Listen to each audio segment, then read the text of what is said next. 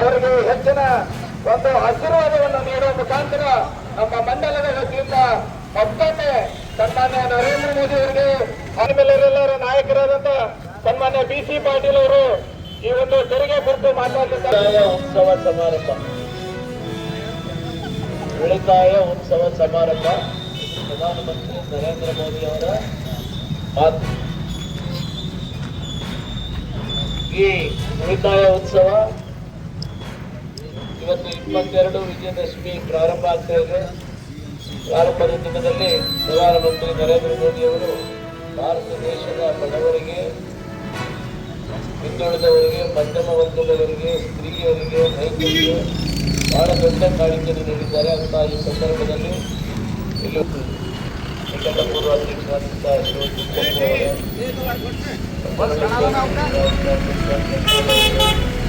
ರಮೇಶ್ ಅವರು ಮತ್ತೆ ಎಲ್ಲ ಮಂಡಲದ ಅಧ್ಯಕ್ಷರೇ, ಮಹಿಳಾ ಅಧ್ಯಕ್ಷರು, ಬೂತ್ ಅಧ್ಯಕ್ಷರೇ, ಪಕ್ಷದ GST ಮೇಲೆ ಏನು ಹೊರಗೆ ಇತ್ತು, ತೆರಿಗೆ ಇತ್ತು, ಅದನ್ನು ಇವತ್ತು ಬಹಳ ದೊಡ್ಡ ಪ್ರಮಾಣದಲ್ಲಿ ಇಳಿಕೆಯನ್ನು ಮಾಡಿದ್ದಾರೆ.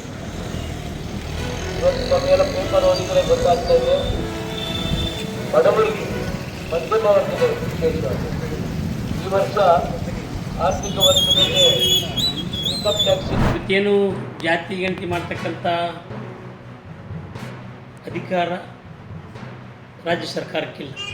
ಅದನ್ನೇ ಇವರು ತಿರುಚಿ ಶೈಕ್ಷಣಿಕ ಮತ್ತು ಸಾಮಾಜಿಕ ಮತ್ತು ಆರ್ಥಿಕ ಪ್ರಗತಿಯನ್ನು ಸಮೀಕ್ಷೆ ಮಾಡ್ತೀವಿ ಅಂತಕ್ಕಂಥ ಹೆಸರಿನ ಮೇಲೆ ಹೊರಟಿದ್ದಾರೆ. ಈಗಾಗಲೇ ತೀವ್ರತರವಾಗಿರ್ತಕ್ಕಂಥ ವಿರೋಧನೂ ಕೂಡ ಆಗಿದೆ. ಆದಾಗ್ಯೂ ಕೂಡ ಸಿದ್ದರಾಮಯ್ಯನವರು ಒಂಥರ ಆಟ ಇಟ್ಕೊಂಡು ಮಾಡಲೇಬೇಕು ಅಂತಕ್ಕಂಥ ಹಿನ್ನೆಲೆ ಒಳಗಡೆ ಪ್ರಾರಂಭ ಮಾಡಿರ್ತಕ್ಕಂಥದ್ದು. ಅಂದರೆ ವ್ಯವಸ್ಥಿತವಾಗಿ ಸಮಾಜವನ್ನು ಹೊಡಿತಕ್ಕಂಥ ತಂತ್ರ ಇದರಲ್ಲಿದೆ. ಅದನ್ನು ಬೇರೆ ರೀತಿ ನಾವು ಹೇಳ್ತಿದ್ವಿ, ನಾವು ಕೂಡ ಹೇಳಿದ್ವಿ, ವಿರೋಧ ಪಕ್ಷವಾಗಿ ಕೂಡ ಹೇಳಿದ್ವಿ, ಇದು ಸರಿಯಲ್ಲ. ಈಗಾಗಲೇ 2026ಕ್ಕೆ ಜಾತಿ ಗಣತಿನೂ ಮಾಡಬೇಕು ಅಂಥೇಳಿ ಕೇಂದ್ರ ಸರ್ಕಾರ ತೀರ್ಮಾನ ತೆಗೆದುಕೊಂಡಿದೆ. ಜನಗಣತಿ ಮತ್ತು ಜಾತಿ ಗಣತಿ ಎರಡು ಆಗ್ತಿದ್ದು ಅವಶ್ಯಕತೆ ಇಲ್ಲ ಅಂತಕ್ಕಂಥದ್ದನ್ನು ಕೂಡ ನಾವು ಹೇಳಿದ್ವಿ. ಆದರೆ ಅವ್ರಿಗೆ ಆಟಕ್ಕೆ ಬಿದ್ದಾರ ದಿನಸ್ ಮಾಡಿದರು. ಈ ಹಿಂದೇನೂ ಕೂಡ ಆ ಬಾರಿ ಅವರು ಮುಖ್ಯಮಂತ್ರಿಗಿರ್ತಕ್ಕಂಥ ಸಂದರ್ಭದಲ್ಲಿ ಕಾಂತರಾಜ್ ಆಯೋಗವನ್ನು ನೇಮಕ ಮಾಡಿ ಅದರ ವರದಿಯನ್ನು ತೆಗೆದುಕೊಂಡು ಅದನ್ನು ಇಂಪ್ಲಿಮೆಂಟ್ ಮಾಡಲಿಲ್ಲ. ಅದು ಕಸದ ಬುಟ್ಟಿ ಬಿತ್ತು. ಆದರೆ ಅದು ವಿರೋಧ ಆದಮೇಲೆ ಮತ್ತೆ ಒಂದು ಸಮೀಕ್ಷೆ ಮಾಡ್ತೀವಿ ಅಂತೇಳಿ ಘೋಷಣೆ ಮಾಡಿದರು.